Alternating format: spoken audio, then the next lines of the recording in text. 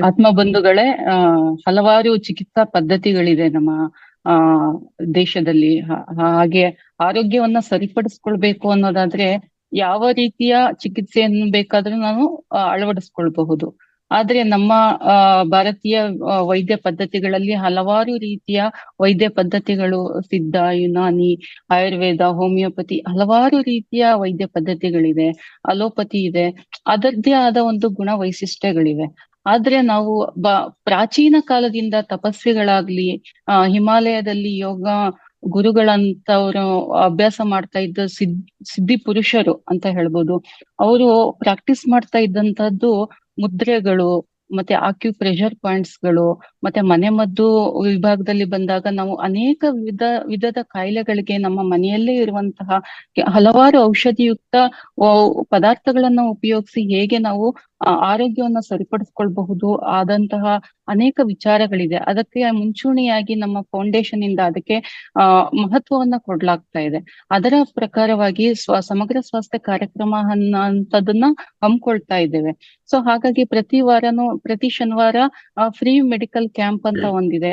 ಅದರಲ್ಲಿ ನಾನು ಕೂಡ ಭಾಗವಹಿಸ್ತಾ ಇದ್ದೇನೆ. ಪ್ರತಿ ತಿಂಗಳು ಕೂಡ ಸಮಗ್ರ ಸ್ವಾಸ್ಥ್ಯ ಕಾರ್ಯಕ್ರಮ ಹಬ್ಬವನ್ನಾಗಿ ಮಾಡ್ತಾ ಇದ್ದೇವೆ. ಸೊ ಅದರ ಪ್ರಕಾರವಾಗಿ ಈಗ ಒಂದು ಕಾಲಾವಕಾಶ ಕಡಿಮೆ ಇರೋದ್ರಿಂದ ಮುದ್ರೆಯ ಬಗ್ಗೆ ಕೆಲವೊಂದಷ್ಟು ವಿಚಾರಗಳನ್ನ ಮುಂದಿನ ತರಗತಿಗಳಲ್ಲಿ ಹೇಳಲಿಕ್ಕೆ ಇಚ್ಛೆ ಪಡ್ತೇನೆ. ಈಗ ಒಂದೇ ಒಂದು ಮುದ್ರೆ ಬಗ್ಗೆ ತಿಳ್ಕೊಳ್ಳೋದಾದ್ರೆ, ಮುದ್ರೆ ವಿಜ್ಞಾನ ಅನ್ನೋದು ಯೋಗ ವಿಜ್ಞಾನದಲ್ಲಿ ಉಲ್ಲೇಖ ಮಾಡಲಾಗಿದೆ, ನೃತ್ಯ ಶಾಸ್ತ್ರಗಳಲ್ಲಿ ಉಲ್ಲೇಖ ಮಾಡಲಾಗಿದೆ, ಹಾಗೆ ಋಗ್ವೇದದಲ್ಲೂ ಕೂಡ ಉಲ್ಲೇಖ ಮಾಡಲಾಗಿದೆ. ನಮ್ಮ ಜೀವನದಲ್ಲಿ ಈಗ ಇತ್ತೀಚಿನ ದಿನಗಳಲ್ಲಿ ಬಹಳ ಪ್ರಮುಖವಾಗಿ ಕಂಡು ಬರುವಂತಹ ಒಂದು ಕಾಯಿಲೆ ಅಂದರೆ ಹೃದಯ ಸಂಬಂಧಿ ಕಾಯಿಲೆ. ಅದಕ್ಕೆ ಪ್ರಮುಖವಾಗಿ ಯಾವ ಮುದ್ರೆಯನ್ನ ನಾವು ದಿನನಿತ್ಯ ನಾವು ಪ್ರಾಕ್ಟೀಸ್ ಮಾಡೋದ್ರಿಂದ ನಮ್ಮ ಹೃದಯ ಸಂಬಂಧಿ ಕಾಯಿಲೆಯನ್ನ ನಾವು ಬಾರದಂತೆ ತಡೆ ಹಿಡಿಯಬಹುದು ಅನ್ನೋದಕ್ಕೆ ಒಂದು ಮುದ್ರೆಯನ್ನ ಇವತ್ತು ಹೇಳ್ಕೊಡ್ತೇನೆ. ಇದು ಪಂಚತತ್ವಗಳಿಂದ ಕೂಡಿರುವಂತ ನಮ್ಮ ಕೈಗಳು, 5 ಬೆರಳುಗಳು, ಮತ್ತೆ ಎಡಗೈ ಮತ್ತೆ ಬಲಗೈಲಿ ಒಟ್ಟು 10 ಬೆರಳುಗಳಲ್ಲಿ ನಾವು ಉಪಯೋಗಿಸಿ ಮಾಡುವಂತಹ ಒಂದು ಮುದ್ರೆ. ಇದರಲ್ಲಿ ನಾವು 5 ಬೆರಳುಗಳು ಒಂದೊಂದು ತತ್ವಗಳನ್ನ ಪ್ರತಿನಿಧಿ ಮಾಡುತ್ತೆ.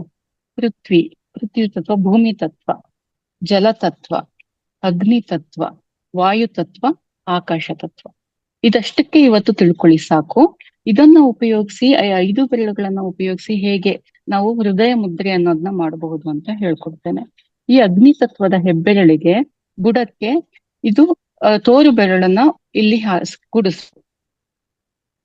ಓಕೆ, ಇದು ಮಧ್ಯದ ಬೆರಳು ಹಾಗೂ ಉಂಗುರದ ಬೆರಳನ್ನು ಹೆಬ್ಬೆರಳಿನ ತುದಿಗೆ ಸೇರಿಸ್ಬೇಕು. ಆದಷ್ಟು ಉಗುರಿಗೆ ಟಚ್ ಮಾಡ್ಬೇಡಿ, ಉಗುರಿದ್ರೆ ಉಗುರು ಕಟ್ ಮಾಡ್ಬೇಕು. ಈ ಕಿರು ಬೆರಳು ನೇರವಾಗಿ ಇಟ್ಕೊಳ್ಬೇಕು. ಕಾಣಿಸ್ತಾ ಇದ್ಯಾ ನಿಮ್ಗೆಲ್ಲ? ಹೀಗೆ. ಓಕೆ, ಈ 2 ಕೈಯಲ್ಲಿ ಮಾಡ್ಬೇಕಾಗುತ್ತೆ ಹೀಗೆ. ಈ ಮುದ್ರೆ ಅಪಾನ ವಾಯು ಮುದ್ರೆ ಅಂತ ಹೇಳಿ ಮೃತ ಸಂಜೀವಿನಿ ಮುದ್ರೆ ಅಂತಾನು ಕರೀತಾರೆ, ಹಾಗೆ ಹೃದಯ ಮುದ್ರೆ. ಇದನ್ನ ನಾವು ಮೇಲ್ಮುಖವಾಗಿ ಇಟ್ಕೊಳ್ಬೇಕು, ನಮ್ಮ ತೊಡೆಯ ಮೇಲೆ ಇಟ್ಕೊಂಡು. ಸುಖಾಸನದಲ್ಲಿ ಕೆಳಗಡೆ ಕೂತ್ಕೊಳ್ಳೋದಾದ್ರೆ ಸುಖಾಸನದಲ್ಲಿ ಕೂತಿದ್ರೆ ಈ ತೊಡೆಗಳ ಮೇಲೆ ಇಟ್ಕೊಳ್ಬೇಕು. ನೀವು ಚೇರಲ್ಲಿ ಕೂತಿದ್ರು ಪರವಾಗಿಲ್ಲ, ಕಾಲುಗಳನ್ನ ಇಳಿಬಿಟ್ಟು ತೊಡೆಯ ಮೇಲೆ ಇದನ್ನ ಹೀಗೆ ಇಟ್ಕೋಬೇಕು. ಬೆನ್ನ ನೇರವಾಗಿರ್ಬೇಕು. ಕಣ್ಣುಗಳನ್ನ ಮೃದುವಾಗಿ ಮುಚ್ಚಿ ನಮ್ಮ ಗಮನವನ್ನ ಭ್ರೂ ಮಧ್ಯೆ ಅಂದ್ರೆ 2 ಹುಬ್ಬುಗಳ ನಡುವೆ ಕೇಂದ್ರೀಕೃತ ಮಾಡಿ ಅದರಲ್ಲಿ ಗಮನೀಕರಿಸಿ ನಾವು ಈ ಮುದ್ರೆ ಅಭ್ಯಾಸವನ್ನ ಮಾಡಬೇಕು. ಪ್ರತಿದಿನ ಬ್ರಾಹ್ಮಿ ಮುಹೂರ್ತದಲ್ಲಿ 20 ರಿಂದ 25 ನಿಮಿಷಗಳ ಕಾಲ ಮಾಡುತ್ತಾ ಬಂದರೆ, ಒಂದು ಮಂಡಲ ಅಂತಂದ್ರೆ 21 ದಿನ, ಹೃದಯ ಸಂಬಂಧಿ ಕಾಯಿಲೆ ಆಗಿ ಅದಕ್ಕೆ ಆಪರೇಷನ್ ಏನಾದ್ರು ಮಾಡಿದ್ರು ಕೂಡ ಇದು ತುಂಬಾ ಉಪಯೋಗಕ್ಕೆ ಬರುತ್ತೆ. ರಕ್ತನಾಳಗಳಲ್ಲಿ ಬ್ಲಾಕೇಜಸ್ ಇದ್ರೆ, ಹೃದಯ ಮಾಂಸಪೇಶಿಗಳಿಂದ ಆದಂತಹ ಒಂದು ಅಂಗ, ಆ ಬ್ಲಾಕೇಜಸ್ ನ ರಿಮೂವ್ ಮಾಡುತ್ತೆ. ಹಾಗೆ ಮಸ್ಕ್ಯುಲರ್ ಹೃದಯದಲ್ಲಿ ಏನಾದ್ರು ತೊಂದರೆ ಉಂಟಾದಂತಹ ಹೃದಯಗಳಿದ್ರೆ, ಕಾರ್ಡಿಯಾಕ್ ಅರೆಸ್ಟ್ ಆಗಿರುವಂತ ಅವರು ಸಂಬಂಧಪಟ್ಟಿರುವಂತವರು ಕೂಡ ಇದನ್ನ ಮಾಡ್ತಾ ಬಂದ್ರೆ, ಮತ್ತೆ ಫರ್ದರ್ ಏನಾದ್ರು ಕಾರ್ಡಿಯಾಕ್ ಅರೆಸ್ಟ್ ಆಗುತ್ತೆ, ಹೃದಯ ಸ್ತಂಭನ ಆಗೋಂತ ಚಾನ್ಸಸ್ ಅನ್ನ ಇದು ಅವಾಯ್ಡ್ ಮಾಡುತ್ತೆ. ನಮ್ಮ ಕೊಲೆಸ್ಟ್ರಾಲ್ ಜಾಸ್ತಿ ಅಲ್ಲಿ ಬ್ಲಾಕೇಜಸ್ ನ ಕ್ರಿಯೇಟ್ ಮಾಡಿರುತ್ತೆ. ಸೊ ಅದನ್ನೆಲ್ಲ ರಿಮೂವ್ ಇದು ಸತತ ಅಭ್ಯಾಸವನ್ನ ಮಾಡಿದಾಗ ಮಾತ್ರ ಇದರ ನೀವು ಫಲಿತಾಂಶವನ್ನ ಪಡೆದುಕೊಳ್ತಾ ಹೋಗ್ತೀರಾ. ಆದ್ರಿಂದ ಹಲವಾರು ಚಿಕಿತ್ಸಾ ವಿಧಾನಗಳಿದೆ. ಔಷಧಿನ ಪಡೆದುಕೊಂಡು ಸರ್ಜರಿಯನ್ನೇ ಮಾಡಿಸ್ಕೊಂಡು ನಾವು ಬಗೆಹರಿಸ್ಕೊಳ್ಬೇಕು ಅಂತ ಏನೂ ಇಲ್ಲ. ಸೊ ಇಂಥ ಮುದ್ರಾ ಅಭ್ಯಾಸಗಳನ್ನ ನಾವು ಮಾಡ್ತಾ ಹೋದ್ರೆ, ದಿನನಿತ್ಯ ಪ್ರಾಕ್ಟೀಸ್ ಮಾಡ್ತಾ ಹೋದ್ರೆ, ನಮ್ಮ ಜೀವನದಲ್ಲಿ ಅಳವಡಿಸ್ಕೊಂಡ್ರೆ ಮುಂದೆ ಬರಬಹುದಾದಂತ ಅನೇಕ ರೋಗಗಳನ್ನ ನಾವು ತಡೆ ಹಿಡಿಬಹುದು. ಇದು ಕೇವಲ ಹೃದಯಕ್ಕೆ ಸಂಬಂಧಪಟ್ಟ ಮುದ್ರೆಗಳು. ಹೀಗೆ ಸಾವಿರಾರು ರೀತಿಯ ಮುದ್ರೆಗಳಿದೆ. ಮುಂದಿನ ದಿನಗಳಲ್ಲಿ ಇದನ್ನ ಒಂದೊಂದೇ ತಿಳ್ಕೊಳ್ತಾ ಹೋಗೋಣ ಅಂತ ಹೇಳ್ತಾ ಇಷ್ಟು.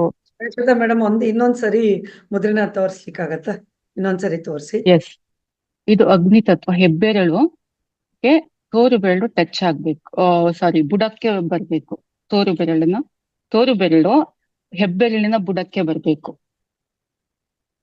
ಓಕೆ, ಈ ಮಧ್ಯದ ಬೆರಳು, ಉಂಗುರದ ಬೆರಳು ಹೆಬ್ಬೆರಳಿನ ತುದಿಗೆ ಟಚ್ ಆಗಿ ಮೃದುವಾಗಿ ಟಚ್ ಮಾಡ್ಬೇಕು. ಒತ್ತಡ ಕೊಟ್ಟು ಮಾಡುವ ಹಾಗೇನಿಲ್ಲ. ಮತ್ತೆ ಕೈಗಳು, ಬೆರಳುಗಳು ಸ್ಟಿಫ್ನೆಸ್ ಬೇಡ, ಸಹಜವಾಗಿರ್ಲಿ. ಓಕೆ, ಕಿರು ಬೆರಳು ನೇರವಾಗಿರ್ಬೇಕು.